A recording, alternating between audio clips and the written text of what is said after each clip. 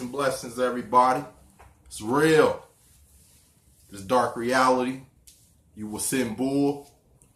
Today we're going to be talking about generations of elders. Why elders feel like they know what we going through. And we can express what the elders went through. I mean, don't get me wrong. It's a lot of elders that's still out here communicating with the youngsters. But I feel like they got it distorted because they thinking of their era in life.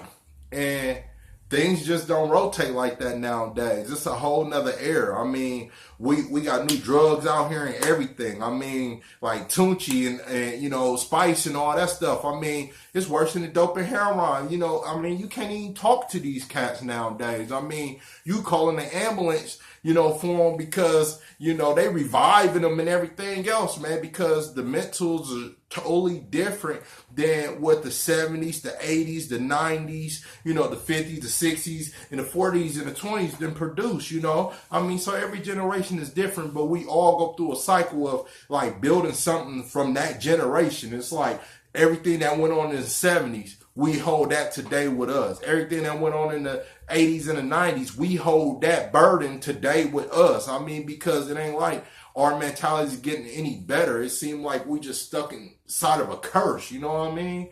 So, I mean, the reason I'm expressing this right now because I think a lot of elders got a misconception of life, and I deal with them on a regular basis and already know what they own.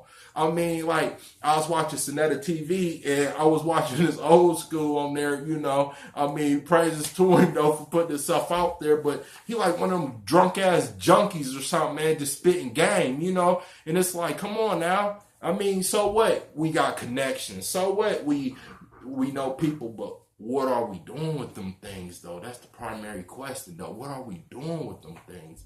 And I don't see any sense of security of what we really doing with these things. So, bottom line, I just feel that it's a necessity to not go up under these old schools